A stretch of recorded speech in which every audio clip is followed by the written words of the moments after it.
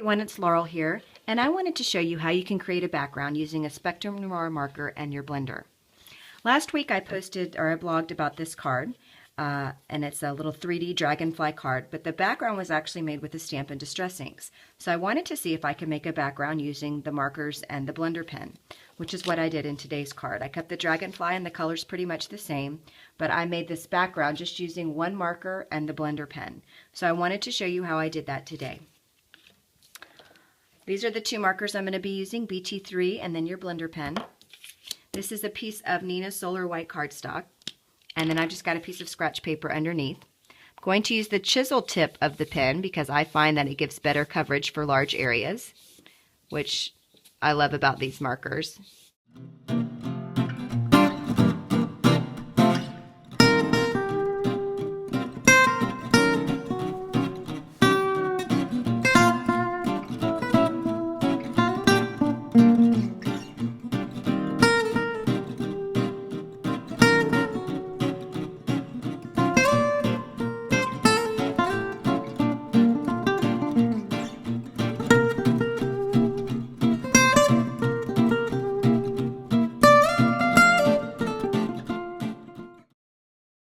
So I wanted to show you how I did the background. I'm taking my blender pen and I'm using the fine tip.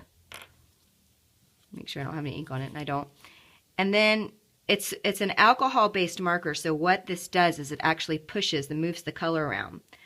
I'm basically putting my tip directly down to the cardstock. I'm holding it for a few seconds and picking it up, and you get these perfect circles,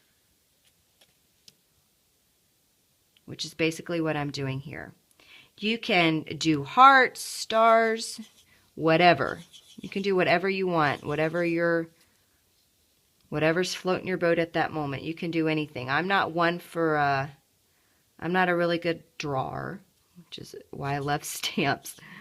But you can do anything just by coloring down, putting some color down with a marker, and then using your blender pen. You can get a really good effect. You can do light little dots, scatter them around.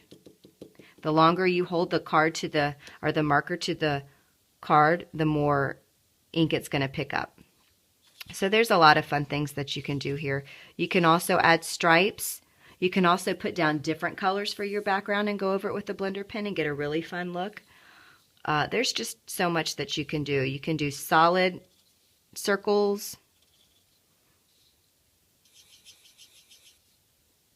big circles, look like little donuts. But that's basically how I created the background on this card. This inspires you to get your blender pen out and create some backgrounds and share them with me. I'd love to see them. I did a little something funky. I'm not quite sure if I like it yet, but I did take a T-square ruler and I went over the background using the blender pen, and then I went over it with two coordinating colors that I thought would look good, which is BT5 and DG2. So I haven't decided if I like that yet.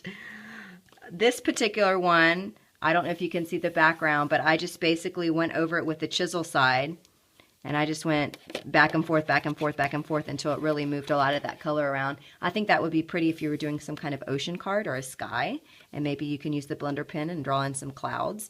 There's just a lot of things that you can do, and I would love to see what you guys do with the blender pen and get inspiration from you all, because like I said, I'm not an expert on these pens and backgrounds, and I just get a lot of inspiration from you all. So I'd love to see what you guys do. So there you go. There you have it. And I hope this inspires you to grab your blender pens and create something fun, and make sure to share it with me. Thanks for watching.